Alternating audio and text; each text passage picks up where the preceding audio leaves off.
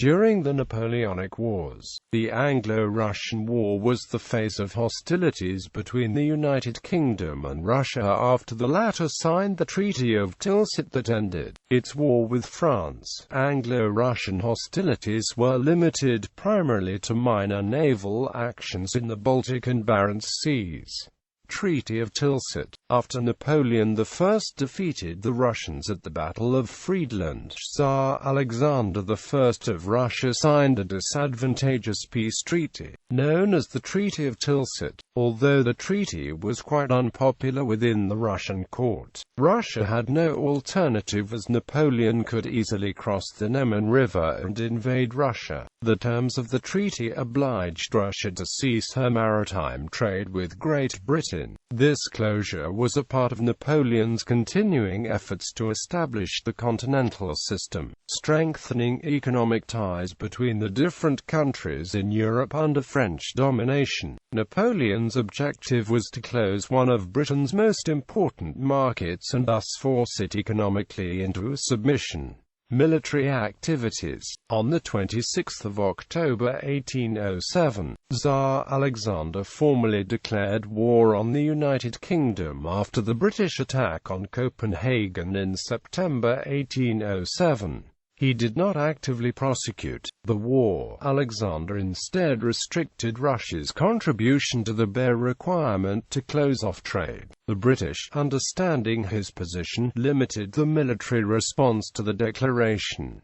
However, there were a few notable incidents. Detention of Russian vessels. The official news did not arrive in Britain until the 2nd of December, at which time the British declared an embargo in all Russian vessels in British ports. Some 70 vessels shared in the seizure of the 44-gun Russian frigate Spetsnoi, then in Portsmouth harbour. The British seized the Russian storeship Wilhelmina at the same time. Spetsnoi had sailed from Kronstadt with the payroll for Vice Admiral Dmitry Senyavin's squadron in the Mediterranean, together with Wilhelmina. Wilhelmina was slow but caught up with Spetsnoi at Portsmouth. The payroll consisted of 601,167 Spanish doubloons and 140,197 Dutch ducats that the British expropriated. Consequently, unable seamen on any one of the 70 British vessels received 14.75d in prize money.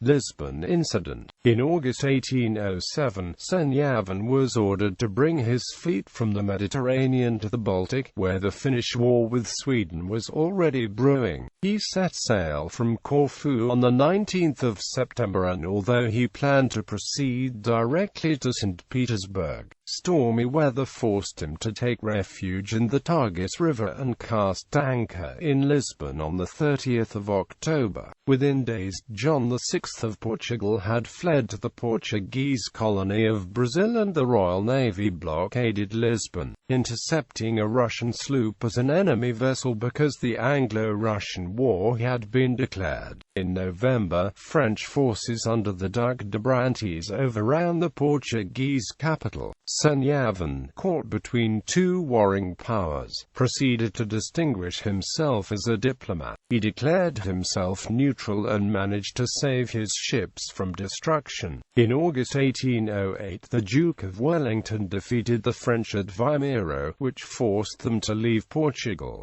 Senyavin's 7 ships of the line and 1 frigate were left face to face with 15 British ships of the line and 10 frigates. Senyavin maintained his neutrality, threatening to blow up the ships and set Lisbon ablaze in case of attack. At last he signed a convention with Admiral Sir Charles Cotton, whereby the Royal Navy was to escort the Russian squadron to London, with the Russians still flying the flags.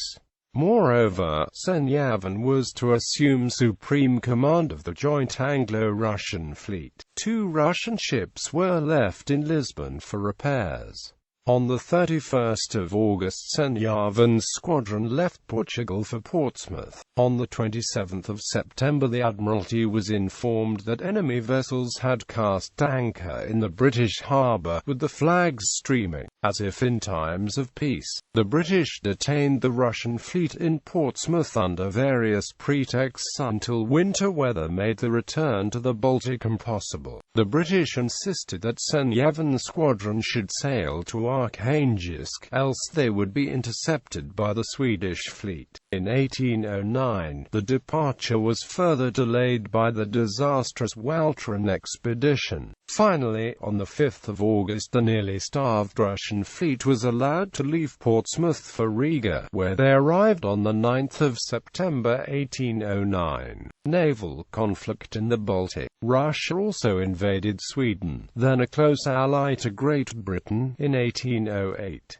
But it was unlikely related to Britain and the treaty, as the two countries already were at odds at the time. British men of war supported the Swedish fleet during the Finnish War and had victories over the Russians in the Gulf of Finland in July 1808 and August 1809. In May 1808, the British sent a fleet under Vice Admiral Sir James Saumarez to the Baltic. The British 44-gun frigate Tilsit captured the Russian cutter Opit on the 23rd of June 1808 after her captain and crew put up a heroic resistance. The action took place off Norgan Island, which defends Revel from the sea. The Admiralty took Opit into service as HMS Baltic, Centaur and Implacable vs. Vsevolod on the 9th of July. The Russian fleet, under Admiral Peter Karnikov, came out from Kronstadt. The Swedes massed a fleet under Swedish Admiral Rudolf Cederström, consisting of 11 line-of battleships and 5 frigates at Oro and Jungfrusund to oppose them. On the 16th of August, Saumarez then sent 74-guns Centaur and Implacable to join the Swedish fleet. They chased 2 Russian frigates on the 19th and joined the Swedes the following day. On the 22nd of August, the Russian fleet, consisting of 9 ships of the line, 5 large frigates and 6 smaller ones, moved from Hanko to threaten the Swedes.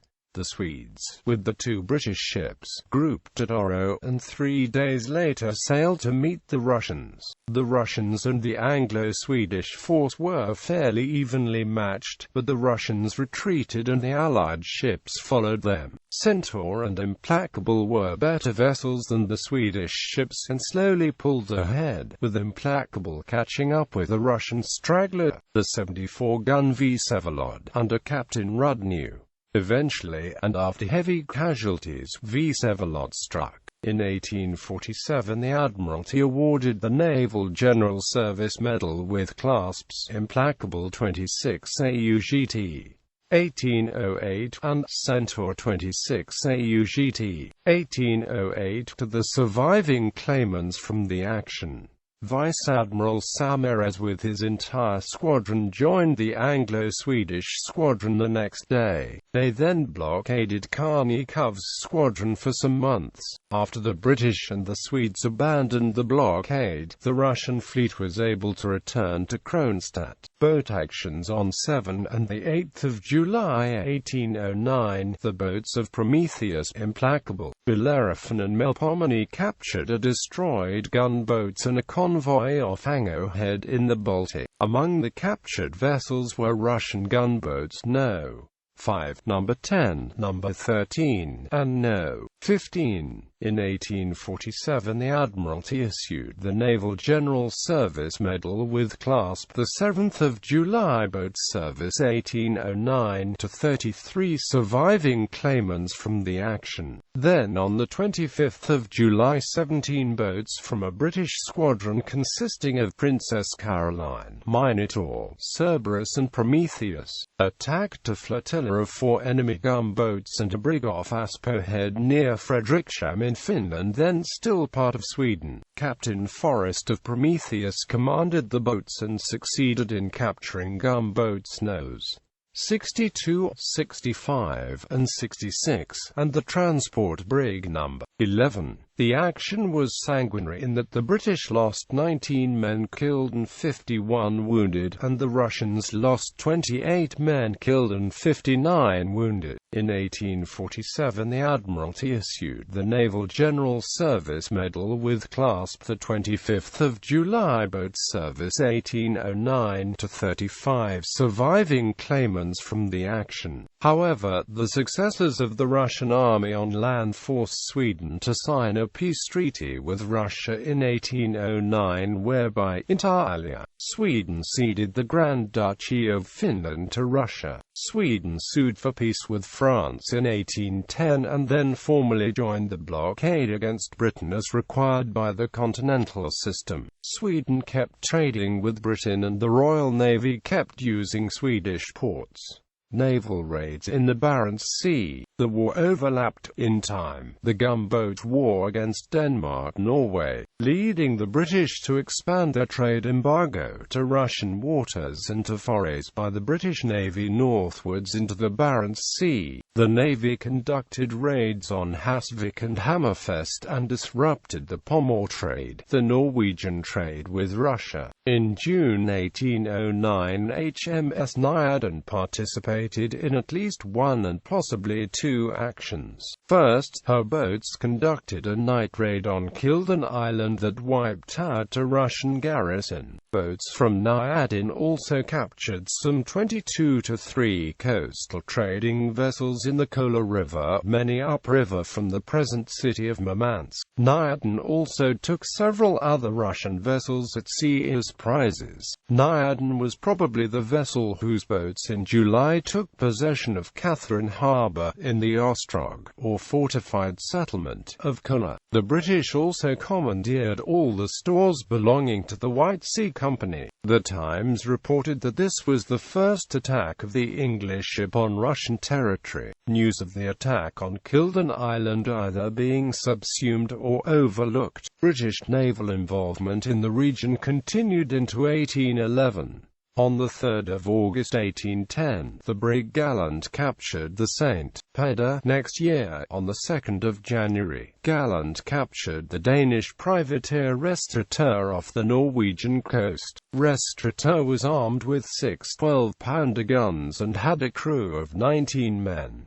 4 months later, on 5 April, Gallant captured the Victoria. Then on 1 August 1811, the frigate Alexandria, which was operating out of the Leith station, captured the Russian vessels Michael, Ivan I Sorzima, and St. Olaf, and their cargoes. Persia. During the Russo-Persian War of 1804-13, several British officers, part of Sir John Malcolm's 1809 embassy to Persia, remained in that country, providing training to the reforming Persian army. One of the British officers, William Monteith, accompanied Abbas Mirza on his unsuccessful campaign in Georgia and then commanded their frontier force and the garrison of Yerevan. Outcome: Alexander I kept Russia as neutral as possible in the ongoing French war with Britain. He allowed Russians to continue secretly to trade with Britain and did not enforce the blockade required by continental system. In 1810 he withdrew Russia from the continental system and trade between Britain and Russia grew. Franco-Russian relations became progressively worse after 1810. By 1811, it became clear that Napoleon was not keeping to his side of the terms of the Treaty of Tilsit. He had promised assistance to Russia in its war against the Ottoman Empire, but as the campaign went on, France offered no support at all. With war imminent between France and Russia, Alexander started to prepare the ground diplomatically. In April 1812, Russia and Sweden signed an agreement for mutual defense. A month later, Alexander secured his southern flank by Treaty of Bucharest, which formally ended the war against Turkey. After Napoleon invaded Russia in June, the British and the Russians signed one Treaty of Örebro on 18 July 1812. On that same day and in the same place the British and Swedes signed another Treaty of Örebro ending the Anglo-Swedish War, a war that had had no engagements and no casualties.